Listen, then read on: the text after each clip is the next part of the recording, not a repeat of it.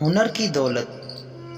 کسی جزیرے میں ایک امیر رہتا تھا جسے شکار کا بہت شوق تھا، مگر شکار کو جاتے ہوئے ایک جگہ کسی غریب ٹوکریاں بننے والے کی زمین پڑتی تھی۔ اس زمین میں نرسل اگے ہوئے تھے۔ اس کھیت کی ناہمواری اور نرسلوں میں سے گزرنے کی تکلیف امیر کو بہت ناگوار معلوم ہوتی تھی۔ ایک دن امیر نے غریب کو بلا کر کہا، تم یہ زمین ہمیں دے دو۔ غریب نے جواب دیا، ہمارا تو گزارا اسی پر ہے، میں بیچنا نہیں چاہتا۔ اس پر امیر ناراض ہو۔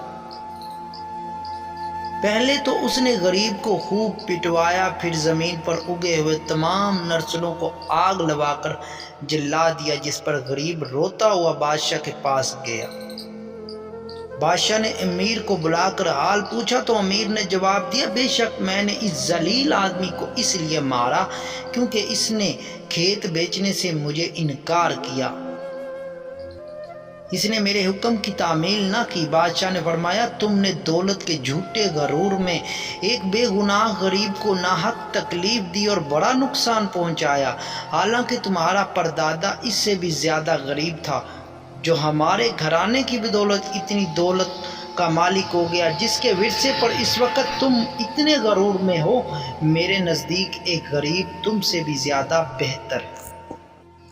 اب بادشاہ نے حکم دیا، امیر اور ٹوکریاں بننے والے کو بالکل ننگا کر کے ایک غیر آباد جزیرے میں چھوڑ دیا جائے۔ اس حکم کی تعمیل میں دونوں کو ایک ہفتے کے لیے ایک ایسے جزیرے میں اتار دیا گیا جہاں جنگلی آدمی رہتے تھے۔ جنگلیوں نے انہیں دیکھ کر پہلے تو مارنا چاہا، مگر ٹوکریاں بننے والے نے انہیں اشاروں کے ذریعے منت ماجد کر کے سمجھایا کہ ہم تمہاری خدمت کریں گے۔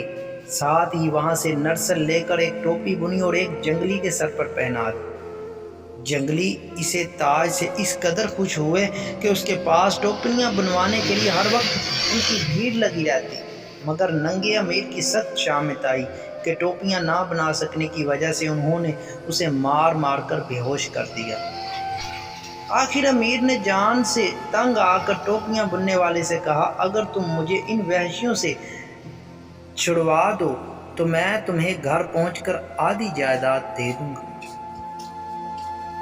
یہ سن کر غریب ٹوکریاں والے نے جنگلیوں کو اشارے سے سمجھایا کہ یہ میرا مددگار ہے، اسے کچھ نہ کہو، جس پر جنگلیوں نے امیر کی پھر نہ چھیڑا۔ ٹوکری والے کے ساتھ اسے بھی کھانا دینا شروع کر دیا۔ جوں توں کر کے ہفتہ ختم ہوا تو ایک سرکاری کشتی آ کر انہیں یہاں سے پھر بادشاہ کے روبرو لے گئی، مگر اب تو امیر کی یہ حالت تھی کہ کاٹو تو لہو نہیں بدن میں۔ بادشاہ نے سب قصہ سن کر امیر سے فرمایا، تم نے دیکھ لیا دولت کا محل کیسا ناپائیدار ہوتا ہے، اور اس پر غرور کرنے والا کیسا احمق اور نالائق ہے۔ اصلی دولت مند وہی ہے جو ہنر جانتا اور محنت کر سکتا ہے۔ اب جاؤ اپنا وعدہ پورا کرو اور اس غریب کو اپنی آدھی جائیداد بانٹ دو۔ امیر نے گھر پہنچ کر اقرار کے مطابق آدھی جائیداد غریب کے حوالے کر دی، اور اسی طرح غریب نے اپنے صبر کا پھل پا لیا۔